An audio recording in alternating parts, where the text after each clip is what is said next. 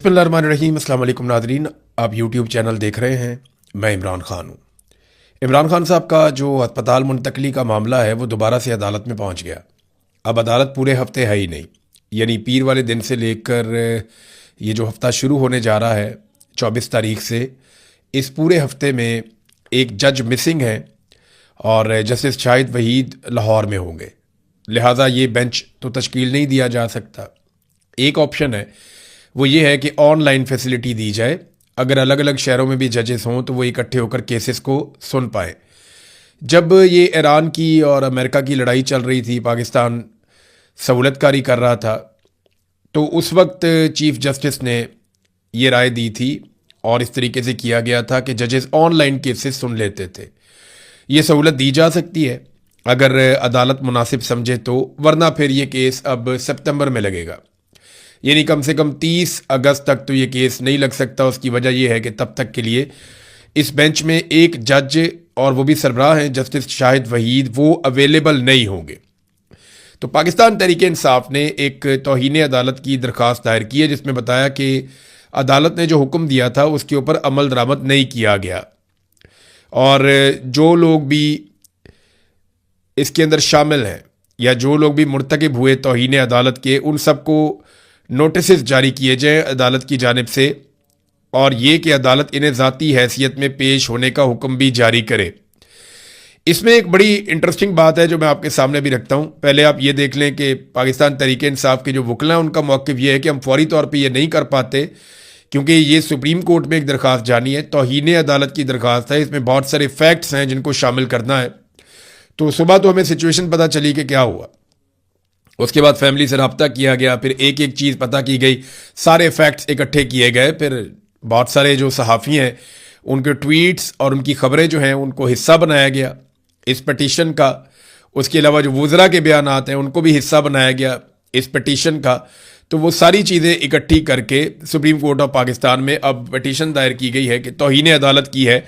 हुकूमत ने supreme court of Pakistan के फैसले पर अमल दरामद ना करते हुए, फैसला ये था कि इमरान खान साहब को शिफा इंटरनेशनल अस्पताल में मुंतकिल किया जाए, एक बोर्ड तश्कील दिया जाए डॉक्टरों का, उनके तमाम ज़रूरी टेस्ट किए जाएँ, हिफाजत का पूरा इंतज़ाम किया जाए, और जो बोर्ड है उसमें इमरान खान साहब की बहन और उनके ज़ाती मुआलिज, उन्हें उस बोर्ड में शामिल किया जाए और मुतमईन किया जाए। बच्चों के साथ जो है बातचीत करवाई जाए, फैमिली के साथ जो है मुलाकातें करवाई जाए, चीज़ों को इमरान खान के लिए नॉर्मलाइज किया जाए।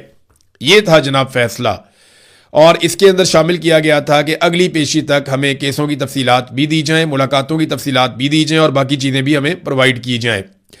तो अब फैसले पे अमल दरामद हुआ नहीं। अब ये केस किस दिन लगेगा इसके बारे में कुछ कहा नहीं जा सकता। वैसे तो ये एक अर्जेंट मैटर है, लगाना चाहें तो एतवार वाले दिन भी लगा सकती है सुप्रीम कोर्ट। नवाज शरीफ के केस भी लगते रहे, हमजा शहबाज के, शहबाज शरीफ के, सबके लगते रहे। क्या इमरान खान साहब को ये सहूलत मिल सकती है, वो ये देखना पड़ेगा। एक बड़ी अजीब चीज़ जो इस केस के दौरान पाकिस्तान तहरीक इंसाफ के वकला ने की या उनसे करवाई गई, वो ये है कि इमरान खान साहब का ये मानना है कि आज तक हमारे साथ जो कुछ भी हुआ उसके पीछे मोहसिन नकवी का एक बड़ा हाथ है। मोहसिन नकवी की आसिम मुनीर के साथ अजीज़दारी है और वो उनके लिए काम करते हैं। आसिम मुनीर मोहसिन नकवी पे बहुत भरोसा करते हैं और उन्होंने तमाम अहम ओहदों पर मोहसिन नकवी को रखा, और उनकी ख्वाहिश के मुताबिक पाकिस्तान क्रिकेट बोर्ड का ओहदा वो भी मोहसिन नकवी को दिया गया। वजारत दाखिला भी मोहसिन नकवी को दी गई। वजारत आला पंजाब एक लंबे अरसे तक के लिए मोहसिन नकवी को दी गई। मोहसिन नकवी को सेनेटर भी बनाया गया, डिफेक्टो वज़ीर ख़ारजा के तौर पे भी वो काम करते हैं। और आसिम मुनीर के नुमाइंदे के तौर पे पॉलिटिकल पार्टीज़ के अंदर जो कोऑर्डिनेशन का अमल है वो भी वन मैन आर्मी है आसिम मुनीर की, मोहसिन नकवी पॉलिटिकल फ्रंट के ऊपर या हुकूमती मामलात के अंदर मुदाखलत करने के बारे में। तो अजीब बात यह है कि इमरान खान साहब हमेशा ये कहते हैं कि मोहसिन नकवी जिम्मेदार है, जो कुछ भी हमारे साथ हो रहा है उसमें एक मेन जिम्मेदार ये आदमी है। लेकिन पाकिस्तान तहरीक इंसाफ ने इलाज के मामले पर उन्हें क्लीन चिट दे दी है। तौहीन अदालत रेट में मोहसिन नकवी को फरीक ही नहीं बनाया गया, उसका नाम ही नहीं दिया गया। और हालांकि हुकूमत की जानिब से जब पटिशन दायर की गई या नज़रसानी अपील दायर की गई तो उसमें मोहसिन नकवी के ज़ेरे कंट्रोल जो शख्सियात हैं या इदारे हैं उन्होंने वो नज़रसानी अपील दायर की। यानी इस्लामाबाद का जो कमिश्नर है या इस्लामाबाद के जो बाकी लोग हैं या आईजी हैं, ये सारे लोग किससे ताल्लुक़ रखते हैं? ये लोग तो ताल्लुक़ रखते हैं मोहसिन नकवी से, और मोहसिन नकवी के कंट्रोल में है। तो वहां से पिटीशन जाती है, लेकिन मोहसिन नकवी को जो है वो कुछ भी नहीं कहा गया इसमें। अली अमीन गंडापुर साहब भी कहते थे कि मोहसिन नकवी बहुत अच्छा आदमी है, सुहेल अफरीदी भी कहते हैं बहुत अच्छा आदमी है। अब ऐसा लगता है कि जो कानूनी टीम है पाकिस्तान तहरीक इंसाफ की, उन्होंने भी ये तस्लीम कर दिया कि मोहसिन नकवी बहुत अच्छा आदमी है और यही इमरान खान को रिहाई दिलाएगा, क्योंकि अली अमीन ने कहा था सबसे ज़्यादा कोशिश मोहसिन नकवी ने की है।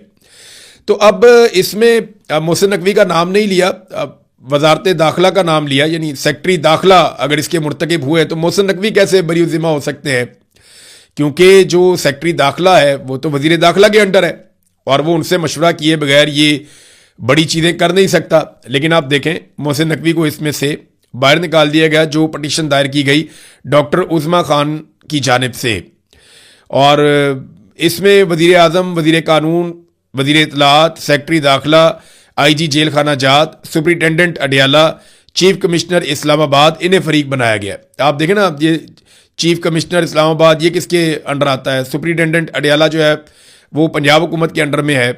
अब इसके बाद आप देखें वजीर आज़म है, वजीर कानून है, वजीर इत्तलात है, सेक्रेटरी दाखिला है, IG जेल खाना जात है। अब इसमें सवाल ये पैदा होता है कि मोहसिन नकवी किधर है? तो मोहसिन नकवी को जो है वो डेलिबरेटली बाहर निकाला गया। ऐसा हो नहीं सकता कि मोहसिन नकवी का नाम जो है वो शामिल करने का जहन में ना आया हो, किसी के नाम जानबूझकर शामिल नहीं किया गया। तो पाकिस्तान तहरीक इंसाफ को लगता है कि शायद, या उनकी जो पॉलिटिकल टीम है उन्हें लगता है कि शायद मोहसिन नकवी जो है वतन की मिट्टी मुझे एड़ियाँ रगड़ने दे, मुझे यकीन है कि चश्मा यहीं से निकलेगा, पैवस्ता रहे शजर से उम्मीदें बहार रख। तो शायद उन्हें लगता है कि मोहसिन नकवी वही शजर है। फिलहाल तो इन्हें ऐसा लगता है और इनके एक्ट से भी ऐसा ही दिखाई दे रहा है। अब मोहसिन नकवी के जो कारनामे हैं ना वो बड़े खौफनाक है। जब से मोहसिन नकवी को बनाया गया वजीर आला पंजाब, उसने वहाँ फस्तायत का बाजार गर्म कर दिया, जो मारा, लोगों को तबाही फेरी, चादर और चार दीवारी का तकद्दुस पामाल किया। इस शख्स ने देखा ही कुछ नहीं, जबरी गुमशुदगियों के अंदर शामिल रहा, हर जुल्म इसने किया। और इसका बड़ा एक फेवरेट आदमी था उस्मान अनवर, अभी इसको ले गए FIA में हेड बना के, तो इन्होंने मिलकर बड़ी तबाही फेरी थी, मुझे अच्छी तरह याद है। जुल्म और बर्बरियत के हर मैदान में ये सबसे आगे थे। फिर जनाब मोहसिन नकवी ने पूरा का पूरा इलेक्शन पंजाब का चोरी करवा दिया इलेक्शन कमीशन के साथ मिलके, और उसको भी कंट्रोल किया। फिर मोहसिन नकवी को PCB का चेयरमैन लगाया। हालत आपको बताता हूँ, पाकिस्तान की टीम अभी इंग्लैंड में आई हुई है और ये पिछले 50 साल की यानी आधी सदी की सबसे बदतरीन टीम करार दी गई है बैनुल अक़वामी मीडिया में। यानी ये एयरबाई का एक मेरे पास स्क्रीनशॉट है, इसको आप देखें तो ऊपर लिखा हुआ है पाकिस्तानी टीम इंग्लैंड जाने वाली निस्फ सदी की बदतरीन टीम करार। बदतरीन टेस्ट मैच हारे हैं ये, लगातार इनकी ऐसी दुर्गत बन रही है, क्रिकेट का बेड़ा ही गर्क कर दिया। जो पर्चियां खिला खिला के इन्होंने सत्यानाश कर दिया क्रिकेट का, और अपने कुछ थोड़े से वो रखे हुए हैं कमेंट्रेटर जो बोलने वाले हैं, वो न्यूट्रल तज्जिए नहीं करते। मोहसिन नकवी जिस प्लेयर को कहता है ये मेरा बच्चा है, उसकी गेम उठा देते हैं पकड़ के। ऐसे ऐसे लड़कों को क्रिकेट खिला दी जिन्हें सारी जिंदगी कभी मौका ही नहीं मिलना था। ऐसी ऐसी पर्चियां लेके आ गए क्रिकेट के मैदान के अंदर, और जो बेचारे खेलने वाले थे उनको वो मैचेस खिलाते हैं जहां पे कोई इम्कान नहीं होता, और सारी शिकस्त उनके ऊपर डाल के उनको फारिग कर देते हैं। बड़े टेक्निकल तरीके से इन्होंने पाकिस्तान की क्रिकेट को बर्बाद किया और बर्बाद करके यहां तक पहुंचा दिया। पाकिस्तान के जो अमनो अमान के हालात हैं, मोहसिन नकवी ने कमाल होशियारी के साथ बेड़ा ही गर्क करके रख दिया। आज बलूचिस्तान भी जल रहा है, खैबर पख्तूनख्वा भी जल रहा है, आज पंजाब के जो जनूबी इलाके हैं वहां की हालात आपके सामने हैं। आप कश्मीर में चले जाओ, कश्मीर भी जल रहा है। तो ये आग मोहसिन नकवी साहब के होते हुए लगी है, और मोहसिन नकवी साहब की नाअहली और नालायकी की वजह से लगी है। और यही नालायकी है, यही नाअहली है जिसकी वजह से मोहसिन नकवी साहब को हर थोड़े अरसे के बाद कोई ना कोई नया ओहदा या अवार्ड दे दिया जाता है। अब सदारती अवार्ड के लिए भी इनको नामजद कर दिया गया है, तो बहुत ज़रूरी है कि इनको सदारती अवार्ड दिया जाए। और उसके पीछे जो सबसे बड़ी वजह है वो यही है कि जनाब की खिदमात ही बहुत ज़्यादा है।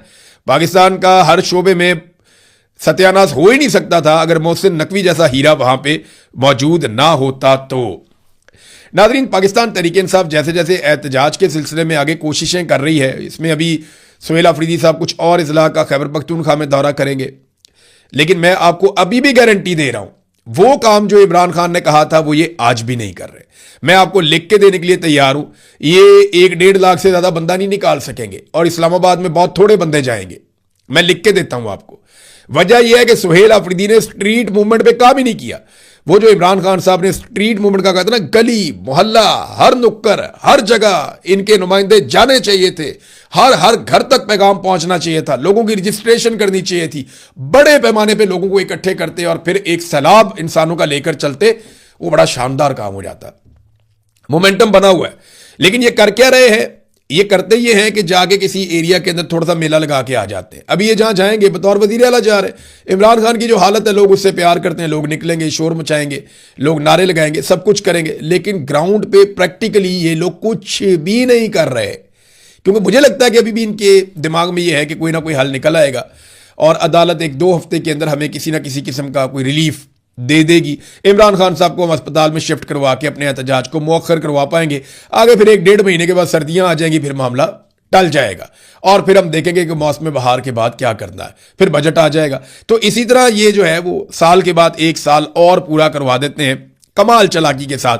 अचकज़ई साहब ने एक बात की है, बात ठीक है, और उन्होंने कहा जी कि पीटीआई के लोगों को जो है वो अचकज़ई साहब ने आड़े हाथों लिया। उन्होंने कहा कि इमरान खान ने जब कहा एस्टेब्लिशमेंट से बात नहीं करनी, तो आप लोग क्यों बात करते हैं? आप लोग कुरान पाक पे हलफ दें, मैं भी हलफ देता हूं कि आइंदा कोई भी बंदा एस्टेब्लिशमेंट से बातचीत नहीं करेगा, तो हमारी कामयाबी यकीनी हो जाएगी। और अब तो पीटीआई और तहरीके तहफ़्फ़ुज़ पाकिस्तान और इमरान खान की बहनें सोशल मीडिया सब एक पेज पे है। अब कोई तकसीम नहीं है, कामयाबी हो सकती है। देखें, इसमें ये सिद्दीक चांद साहब ने खबर दी है और मामला ठीक है कि अगर ये सारे लोग कुरान पाक पे हलफ दे दें कि हम में से कोई भी एस्टेब्लिशमेंट दे, किसी कर्नल से, किसी जनरल से, किसी सेक्टर कमांडर से और किसी ऑफिसर से, किसी ब्रिगेडियर से हम बात नहीं करेंगे, हम उन्हें सियासत के अंदर मुदाखलत नहीं करने देंगे, हम अपने फैसले खुद करेंगे और हम उनसे बात नहीं करेंगे, एंगेजमेंट ज़ीरो कर देंगे, तो क्या होगा? ज़्यादा से ज़्यादा खैबर पख्तूनख्वा में इमरजेंसी लगा देंगे, तो खैबर पख्तूनख्वा आग बन जाएगा अगर ये वाहिद हुकूमत भी उनसे छीन ली गई तो। लेकिन अगर ज़्यादा ताख़ीर करते चले जाएंगे, इसी तरह कमज़ोरी दिखाएंगे, तो एक दिन इमरजेंसी लग जाएगी और कोई भी नहीं निकलेगा। लोगों को अपने कामों से ही फुर्सत नहीं होगी और लोग इन पे भरोसा ही नहीं करेंगे। ये बात सब अच्छी तरह जानते हैं और यही नतीजा निकलता है जब आप प्लानिंग के साथ नहीं चलते। ये एक और फैसला किया हुकूमत ने, और ये फेडरल गवर्नमेंट ने किया कि रावलपिंडी में 6 महीने के लिए फ़ौज तैनात करने का फैसला किया गया है। ये आइन का आर्टिकल है 245, उसके तहत ये सहूलत दी गई। पाकिस्तान की फ़ौज की 3 कंपनियां 6 माह के लिए रावलपिंडी में तैनात रहेंगी। महकमा दाखिला पंजाब ने दरख्वास्त की थी, वफाकी काबीना ने रावलपिंडी में फ़ौज की तैनाती की मंजूरी दे दी है। फ़ौज जो है वो हसास मकामात और अहम शहरों पे सिक्योरिटी के इंतजाम को संभालेगी। अब ये क्यों किया जा रहा है? अगले महीने पाकिस्तान तहरीक इंसाफ ने अपनी एहतजाज की कार्रवाइयाँ करनी है, तो वो पुलिस जो है उसके अंदर वो दमखम नहीं है। पुलिस जो है वो बहुत लड़ी है इससे पहले भी, तो इस मरतबा वो फ़ौज को भी लेकर आ रहे हैं कि फ़ौज की एक डेटरेंस होती है, लोग रुक जाएंगे। लेकिन याद रखिएगा, लोग 40,000 50,000 लोग होंगे तो फिर तो कोई फ़र्क नहीं पड़ेगा। लेकिन अगर लोग 2 4 लाख 5 लाख 7 लाख लोग 10 लाख लोग, जैसे वो कहते हैं मिलियंस में हम आ जाएंगे, अगर उस तरह लोग निकल आए और वो चल पड़े इस्लामाबाद की जानिब से, तो फ़ौज एक क्या पूरे खित्ते की फ़ौज भी मंगा लेंगे तो वो नहीं लड़ेगी अवाम के साथ। कोई ऐसे पब्लिक के साथ नहीं लड़ता। नाज़रीन, आपको एक और बड़ी अजीब चीज़ मैं दिखाता हूँ, है बड़ी इंटरेस्टिंग, आप इसको बड़ा इंजॉय करेंगे। आप ये देखें कि शहबाज शरीफ साहब ने कहा कि फील्ड मार्शल के साथ मिलकर, फील्ड मार्शल कौन है? आसिम मुनीर। फील्ड मार्शल के साथ मिलकर शाहराए चमन तामीर कर रहे हैं। कराची से चमन तक N25 की सड़क हम बनाने जा रहे हैं और फील्ड मार्शल के साथ मिलकर, अब सड़कें भी फील्ड मार्शल बनाएगा। आप अंदाजा करें, लड़ाई लड़ने के लिए रखा हमने, तनख्वाह हम देते हैं जंग लड़ने के लिए, भारत से अपना पानी छुड़वाने के लिए, कश्मीर को आज़ाद करवाने के लिए, फ़लस्तीन को एक आज़ाद रियासत बनाने के लिए, पाकिस्तान की सरहदों के तहफ़्फ़ुज़ के लिए, और वो सड़कें बनाने पे लगे हुए। और वज़ीर-ए-आज़म बड़े फ़ख्र से कह रहे हैं कि मैं और फील्ड मार्शल मिलके सड़क बना रहे हैं। और वे कहते हैं मैंने और फील्ड मार्शल ने आपस में मशवरा करके फ़ैसला किया कि पेट्रोल की कीमतों के इजाफे को N25 जैसे तरक्याती मनसूबों पर खर्च किया जाए। यानी जो पेट्रोल में अवाम की इन्होंने जेब काटी है ना पूरे पाकिस्तान की, और भाई हम टैक्स देते हैं, पाकिस्तानी टैक्स देते हैं, पाकिस्तानी बार बार पैसा देते हैं, आप पूरी दुनिया से कर्जे लेते हैं। ये एक सड़क भी आप अपने पैसों से नहीं बना सकते, इसके लिए भी अवाम की जेब के ऊपर डकैती मारी गई। और वो कहते हैं जी वहाँ से जो पैसे हमारे पास इकट्ठे हुए हैं उस पैसे से हम N25 बनाएंगे, यानी कराची से लेकर चमन तक एक सड़क बनाएंगे। तो चमन तक सड़क आप किस लिए लेकर जा रहे हैं? अफगानिस्तान का बॉर्डर तो आपने बंद किया हुआ है, वहाँ तो जो तजारत होती थी वो ख़त्म की हुई है आपने। बॉर्डर खोलें ताकि बेशुमार लोगों का रोज़गार है, वो रोज़गार भी बंद हो गया। आप सिक्योरिटी का बंदोबस्त करें और बॉर्डर खोलें। लेकिन आप ये देखें ना, पेट्रोल के फैसले फील्ड मार्शल, सड़क के फैसले फील्ड मार्शल, हर चीज़ के फैसले फील्ड मार्शल। यानी अपने जो इख्तियारात थे सिविलियंस के पास कि फौजियों की तैनातियां और मुसल्ला अफवाज के अंदर जहां जहां पे जो जो थोड़ा बहुत इख्तियार सिविलियन हुकूमतों का था वो सारा सरेंडर कर दिया। यानी फौज के हवाले से अपने तमाम इख्तियारात सरेंडर कर दिए और अपने सिविलियन इख्तियारात फील्ड मार्शल आसिम मुनीर को दे दिए। आप अंदाजा करें, उन्हें अपनी डोमेन के अंदर घुसाते चले जा रहे हैं और उनकी डोमेन के अंदर जो आपका हक था, जो पूरी दुनिया में होता है। अमरीकी वजीर दिफा ने सिर्फ मशवरा किया था और अपनी मर्जी से कई जर्नैल फुड़का दिए, उनका आर्मी चीफ फारिग कर दिया। तो अमेरिका तो सुपर पावर है, उसे तो कुछ नहीं हुआ।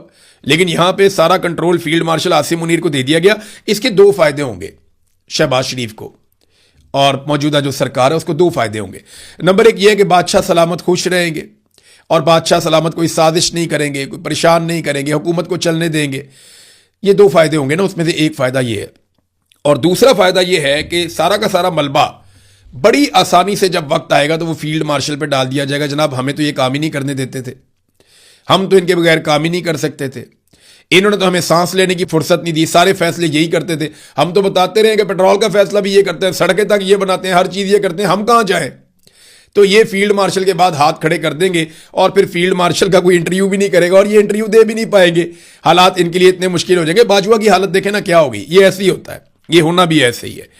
नादरीन, ख्वाजा आसिफ साहब से हम सबको गुजारिश करनी चाहिए कि वो थोड़ी सी शर्म करें। यानी किसी बीमार आदमी का तमस्कर तो ना उड़ाए ना। अच्छा और बुरा वक्त सबके ऊपर आता है और आप हमेशा, आपकी जो तारीफ है सियासत की वो ये है कि आपके एक हाथ में हमेशा बूट रहा आपके बुजुर्गों के ज़माने से और दूसरे हाथ में आपके पॉलिश और ब्रश। इसके अलावा आपकी कोई सियासत नहीं है। दो चार तकरीरें आपने इजाज़त लेके सख्त की हुई हैं लेकिन उसकी माफ़ियाँ भी आपने मांगी हुई हैं और इसी बुनियाद के ऊपर आप अभी तक इक़्तिदार के अंदर बैठे हुए हैं। हर सीट आप हर मरतबा किसी आमिर से मिन्नत करके, तरला करके भीख में लेकर आते हैं और इमरान खान का तमस्कर उड़ा रहे हैं। जो आदमी 9 महीने से कैद तन्हाई में है। कैद तन्हाई होती भी क्या है इसका अंदाजा है आपको? आपको 5 दिन के लिए कैद तन्हाई में डाला जाए ना तो आपकी चांगड़ें नहीं बंद होनी। आपको अंदाजा नहीं है वो क्या चीज़ है। कैद तन्हाई जो है वो इंसान को ज़हनी तौर पे मफलूज और तबाह कर देती है। आप एक ऐसे आदमी का मजाक उड़ा रहे हैं जो आप सबसे मजबूत और मकबूल है। वो अल्लाह पे भरोसा करके लड़ रहा है और उनसे लड़ रहा है जिन्होंने माजी में आपको भी मारा है। लेकिन आप लोगों को शर्म ही नहीं आ रही, ना कोई शर्म आ रही है, ना कोई हया आ रही है। ख्वाजा साहब, मुझे नहीं लगता यार ये ठीक हो सकते हैं। यानी इनको जितने झटके लगे हैं ना, ये कभी ठीक नहीं हुए, ये आइंदा भी ठीक नहीं हो सकते। इनका कोई इलाज नहीं है। इनका एक ही इलाज है कि अवाम इनको सियासत से निकाल के बाहर फेंक दे और फिर इनको दोबारा कभी वापस ना आने दे। नाजरीन, एक और खबर है और वो है इंटरनेशनल न्यूज़ है, ख़ास तौर पे उसका ताल्लुक इसराइल के हवाले से है। मैं अगले वीलॉग में आपको वो बताऊंगा, लेकिन एक और कारनामा आपको मैं मौजूदा हुकूमत का बताता हूं। आप हैरान हो जाएंगे ये कैसी हुकूमत है। चीनी के हवाले से ये पॉलिसी बनाते हैं ये हुकूमत और ये फैसला करते हैं कितनी चीनी रखनी है, स्टॉक में कितनी है, रेट क्या होगा, ये करते हैं ना। तो आप देखें पिछले साल हुकूमत ने 7,50,000 टन चीनी बाहर से इंपोर्ट की थी। 7,50,000 टन, ठीक ठाक, बहुत सारी चीनी बाहर से इंपोर्ट कर ली थी। जब इन्होंने इंपोर्ट की थी तो उसका फ़ायदा पहुंचा इंपोर्टर्स को। पहले शॉर्टेज पैदा की गई, मार्केट में कीमत बहुत ज़्यादा बढ़ गई। जब मार्केट में कीमत बहुत ज़्यादा बढ़ गई तो फिर चीनी बाहर से इंपोर्ट कर ली गई और फिर चीनी की कीमत में 50 रुपए तक का इजाफा भी कर दिया गया। फिर हुआ ये कि जनाब हुकूमत का इदारा है TCP, उसने पूरा जोर लगाया कि चीनी उनकी ताजर खरीदें और वो बेचें मार्केट में, लेकिन हो नहीं पाया। जो चीनी पहले से स्टॉक मौजूद था वो स्टॉक बिकना शुरू हो गया। यानी पहले इजाज़त दी चीनी बाहर एक्सपोर्ट कर दो, तो यहां पे जो बड़े बड़े मिल ओनर हैं, बहुत ताकतवर लोगों ने एक्सपोर्ट करके बहुत पैसा बना लिया। यहां पे शॉर्टेज होगी, कीमत बहुत ज्यादा होगी, अब बाहर से इंपोर्ट कर दो। 7,50,000 टन मंगवा ली, अब वो बिकी नहीं पाकिस्तान में, कीमत पाकिस्तान में बढ़ती गई। अब दोबारा से कह रहे हैं जनाब कि ये चीनी हमने दोबारा से जो मंगवाई हुई है, जो इंपोर्ट की हुई है, उसी को दोबारा एक्सपोर्ट कर रहे हैं, नहीं उसको बेचना चाहते हैं। इसमें फिर नुकसान हो रहा है। आप अंदाजा करें, इनके लिए खेल है। पहले चीनी की किल्लत पैदा करो, अपनी चीनी बाहर बेचो, यहां पे कीमत बढ़ जाएगी। फिर बाहर से चीनी मंगवाओ महंगी, उसमें भी कमीशन खाओ, फिर उस चीनी को पाकिस्तान में बेचो। अब वो चीनी बिक नहीं रही, दोबारा से नया स्टॉक आ गया, चीनी पाकिस्तान में बढ़ गई है। अब जो आपने मंगाई हुई थी उसको दोबारा बाहर दुनिया में बेचो, उसमें फिर मुनाफा कमाओ, उसके अंदर फिर से आप अपना कमीशन कमाओ। पैसा इनके बाप का तो नहीं है ना, बिल तो पाकिस्तान के अवाम भरते हैं, कीमत तो पाकिस्तान के अवाम चुकाते हैं। आप अंदाजा करें इतनी नाकस हिकमत अमली है कि इनको इतनी समझ नहीं है कि कौन सी चीज़ पाकिस्तान में मंगवानी है और कौन सी चीज़ पाकिस्तान से भिजवानी है। बेड़े ही गलत किस्म की इनकी मईशत है। और मैं आपको ये बात स्पेसिफिकली इसलिए बता रहा हूं कि ये कारोबार तो शरीफ और जरदारी खानदान खुद करते हैं। ये सारा चीनी का धंधा हुक्मरानों का है, एस्टेब्लिशमेंट का और हुक्मरानों का कारोबार है चीनी का। तो आप जरा एक लम्हे के लिए सोचिए कि जो इनका अपना कारोबार है उसमें अगर इनको समझ नहीं आ रही कि कैसे पॉलिसी बनानी है, तो फिर या तो ये बहुत नालायक हैं, बेवकूफ हैं, या ये बड़े होशियार हैं। ये अपने कारोबार के अंडे और बच्चे दिलवा रहे हैं और बेशुमार पैसा वहां से कमा रहे हैं। तो चीनी का धंधा इन्होंने हुकूमत में बैठ के किया और 3-4 तरीके से पैसा बनाया। पहले बाहर भिजवा के, फिर बाहर से मंगवा के, फिर मंगवाई हुई को दोबारा बाहर भिजवा के, और हर दफा इन्होंने कमीशन निकाला। अब तक के लिए इतने। अपना ख्याल रखिएगा, अपने चैनल का भी। अल्लाह हाफिज।